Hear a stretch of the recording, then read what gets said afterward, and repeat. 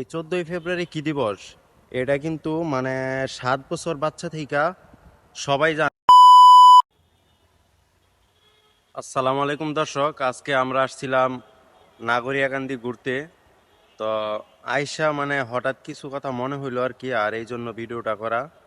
তো আমরা প্রায় সময় বলতে প্রতি বছরই 21শে ফেব্রুয়ারি বা ভাষা শহীদ দিবসের সময়টা আসলে আমরা প্রায় সময় ফেসবুকে দেখতে পাই যে কিছু ইউটিউবার বা কিছু সাংবাদিক কিছু পোলাপানের মানে প্রশ্ন করে আর কি, যে শহীদ দিবস কবে, বা 21শে ফেব্রুয়ারি আমাদের কি দিবস, বা ভাষা আন্দোলন কত সালে হয়েছিল, মানে এরকম প্রশ্নগুলা করে। তো আমরা দেখতে পাই যে অনেকে মানে এই প্রশ্নের উত্তরগুলা দিতে পারে না।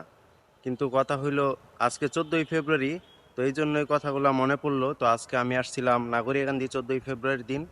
তো এই 14ই ফেব্রুয়ারি কি দিবস? এটা কিন্তু মানে 7 বছর বাচ্চা থেকে সবাই জানে যে 14ই ফেব্রুয়ারি ভালোবাসা দিবস।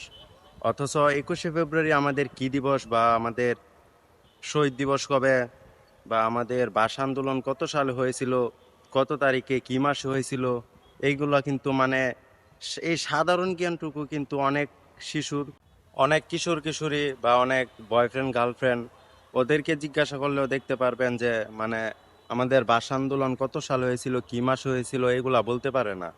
আসলে এই সাধারণ জ্ঞানটুকু, আমাদের দেশ স্বাধীন হয়েছে আজকে কত বছর, তাও আজও আমাদের দেশের মানুষের এই সাধারণ জ্ঞানটুকু নাই যে আমাদের দেশ কত সালে স্বাধীন হয়েছে, বা আমাদের আমাদের ভাষা আন্দোলন কত সালে হয়েছে, কত তারিখ হয়েছে। এই সাধারণ জ্ঞানটুকু তো আমাদের স্বাধীন দেশের স্বাধীন নাগরিক হিসেবে প্রত্যেকেরই ধারণা রাখা উচিত, এই সাধারণ জ্ঞানটুকু।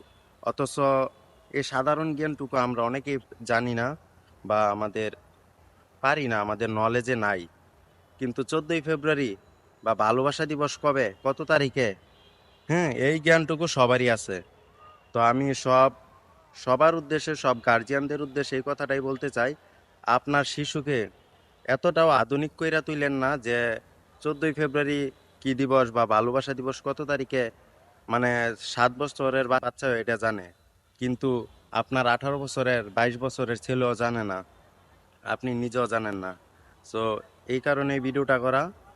সো এই সাধারণ জ্ঞানটুকু আশা করি সবাই মাথায় রাখবেন। আর এটা তো আমাদের দেশ স্বাধীন হয়েছে, স্বাধীন নাগরিক হিসেবে আমাদের দেশ সম্পর্কে এই জ্ঞানটুকু রাখা আমাদের উচিত। সো সবাই ভালো থাকবেন। ধন্যবাদ। সালাম আলাইকুম।